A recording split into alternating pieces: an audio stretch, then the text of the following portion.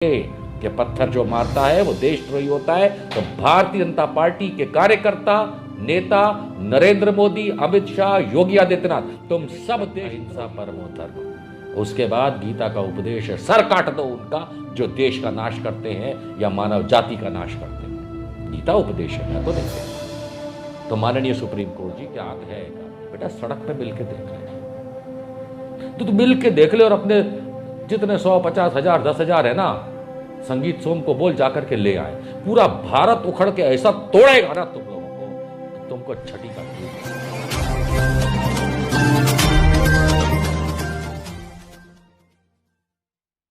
कि जिस किसान आंदोलन को भारत सरकार, माननीय सुप्रीम कोर्ट, दिल्ली पुलिस या किसी भी राज्य की पुलिस और अलग अलग राज्यों की सरकारें नहीं उठा पाई, उस आंदोलन को बिगाड़ने, खराब करने के लिए ये भारतीय जनता पार्टी के नेता और कार्यकर्ता आ कहां से जाते हैं। जब भारतीय जनता पार्टी के ये जो छुट भैये कार्यकर्ता गाजीपुर बॉर्डर पे किसानों को परेशान कर रहे थे, तब उन्होंने, किसानों ने ऐसे गंदगी मचाने वाले भारतीय जनता पार्टी के कार्यकर्ताओं के सामने काले झंडे दिखाए। ये लोग फिर भी नहीं माने और इन्होंने किसानों पे पत्थरबाजी की और लड़ाई झगड़ा शुरू किया। किसके ऊपर? किसानों के ऊपर। किसानों ने इनकी ऐसी धुलाई की जिसको कई लोगों ने कहा कि ऐसा स्वागत किया किसानों ने इन भारतीय जनता पार्टी के छुटपैये कार्यकर्ताओं का ऐसा स्वागत किया है कि पीट पीट के ससुर के नातियों को भगाया, ये डंडे मारे, ये मार पिटाई करके। अब कोई बोलेगा मुझसे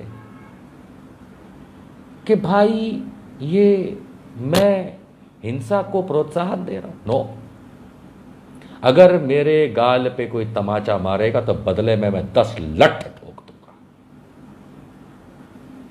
इसलिए अगर किसानों पे ये भारतीय जनता पार्टी के छुट भैये कार्यकर्ता, चूतिए के पट्टे, अगर ये हाथ उठाएंगे, पत्थर मारेंगे, तो किसान जो धरती का सीना चीर के हमको अनाज देता है, वो तुम्हारे कितने टुकड़े करेगा कि माननीय सुप्रीम कोर्ट 50 साल तक किसी भी कमीशन के द्वारा उसको गिना नहीं पाएंगे। मैं ये आगाह करना चाहता हूं भारत के संवैधानिक पदों पे बैठे कोर्ट्स, पुलिस, मंत्रियों, संतरियों को, अरे भैया हम में मंगल पांडे भी है। ये भारतीय जनता पार्टी की अगर राज्य में योगी आदित्यनाथ की सरकार है तो है, साला कोई उत्तर प्रदेश कल थोड़ी ना पैदा हुआ। ये तो वही योगी आदित्यनाथ है, संसद में भैर रोता था जब इसकी, ये आज योगी आदित्यनाथ की सरकार है। तो तुम ये जो छुट भैये भाजपा के नेता हो या कार्यकर्ता हो, अपने आप को उत्तर प्रदेश का बाप समझते हो क्या? ऐसे लठ पे ले जाएंगे बिना तेल लगाए, क्योंकि सरसों आजकल तेल महंगा हो गया है बड़ा। बिना तेल लगाए से लठ पे ले जाएंगे कि तुम भूल जाओगे कि तुम भारतवासी हो, क्योंकि तुम उस 10% भारत की जनसंख्या में से हो जो मोदी मोदी रोते हैं। हम वो 90% भारत जनसंख्या है जो मोदी को रोज पेलते हैं। और जिस दिन तुम्हारी इन हरकतों की वजह से, जैसे तुमने आज किसानों पे हाथ उठाया, इससे पहले सिंगू बॉर्डर पे हाथ उठाया था, एक लिमिट तक रहेगा। इसीलिए संवैधानिक पदों पे बैठे जितने मंत्री संतरी हैं, कानून के जितने रखवाले हैं, कानून के जितने जजेस हैं, सबको मैं हाथ जोड़ के कहता हूं, सरकार मोदी की हो या योगी की हो, इससे कोई फर्क नहीं पड़ता। हम भारतवासियों को कोई फर्क नहीं पड़ता, क्योंकि अगर इनकी सरकार होने की वजह से अगर ये दादागिरी करेंगे किसानों पे और आम इंसानों पे लठ बरसाएंगे, पत्थर मारेंगे, तो हम तो इनका मुंह तोड़ देंगे। और अगर कोई संगी ये वीडियो देख रहा है और उसको लगता है कि बहुत ज़्यादा उसके अंदर औकात है, बेटा सड़क पे मिल के देख ले। तो मिल के देख ले और अपने जितने 100, 50 हजार, 10,000 है ना, संगीत सोम को बोल जाकर के ले आए। पूरा भारत उखड़ के ऐसा तोड़ेगा ना तुम लोगों को कि तुमको छठी का दूध याद आ जाएगा, मां कसम। तुम्हें नहीं पता है कि तुम लोग किसी योगी और मोदी की छत्र छाया को पता नहीं क्या समझ बैठे हो। नाश तो रावण और मेघनाद और कुंभकर्ण का भी हुआ था, और ऐसा हुआ था कि पटाखे फूटे थे।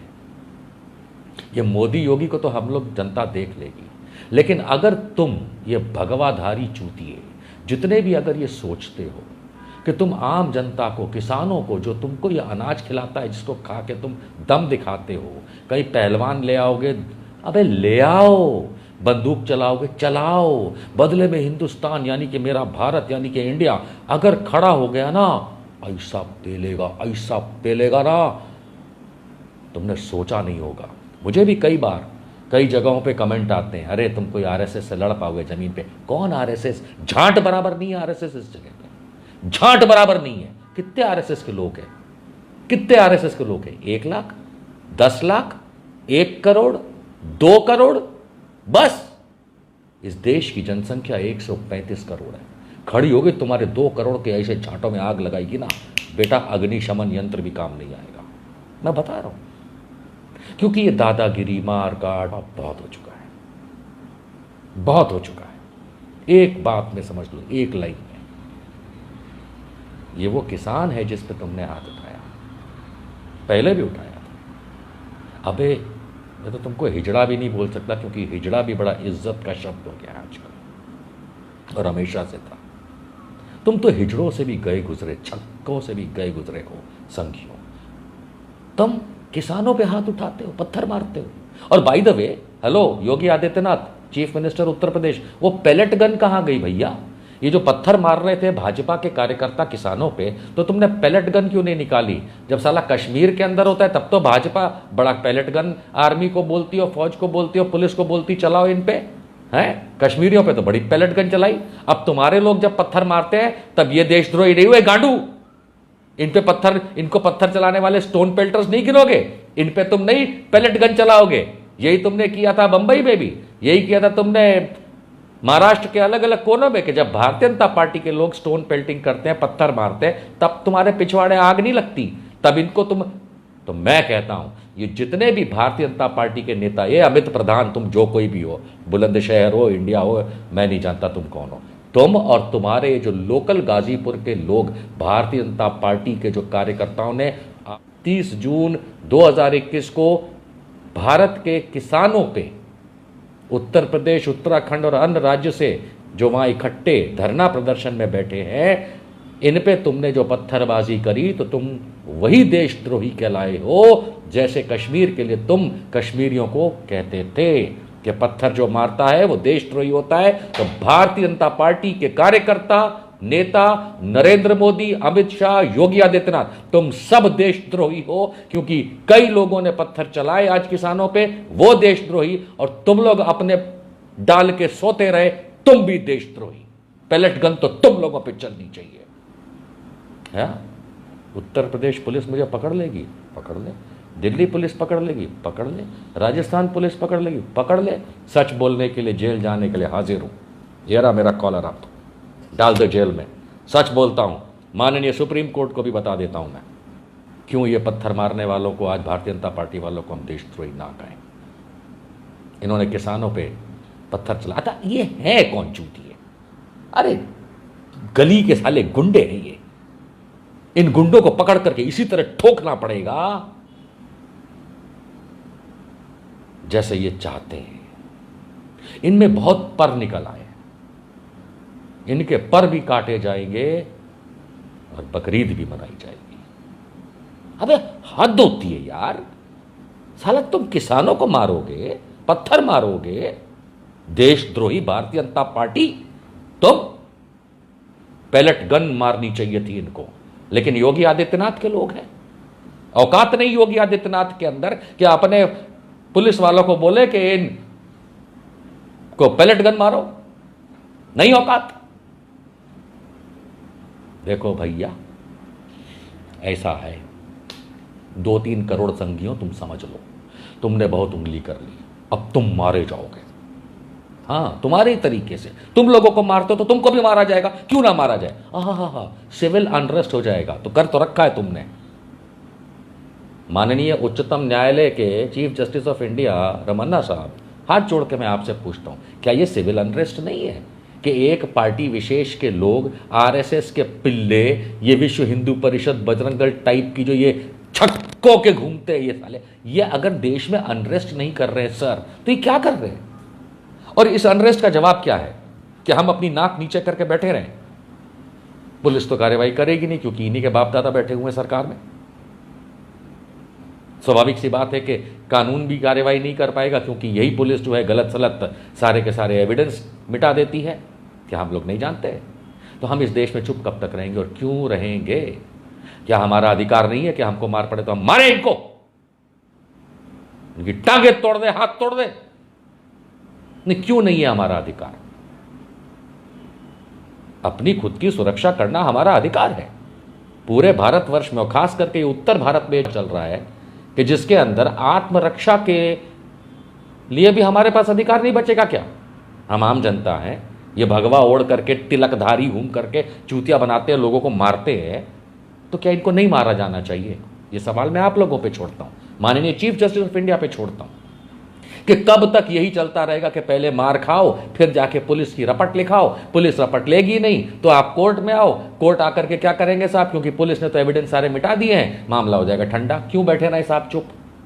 संविधान में विश्वास रखते हैं और इसीलिए आपसे पूछ भी रहे हैं माननीय चीफ जस्टिस ऑफ इंडिया साहब, कि इस संविधान में विश्वास हम रखते हैं, इसका मतलब यह है कि गुंडे जो है भारतीय जनता पार्टी के, ये जाके किसानों को मारेंगे, आम लोगों को मारेंगे, और उनको उनकी पुलिस और उनकी सरकारें छत्र छाया देंगी। क्यों?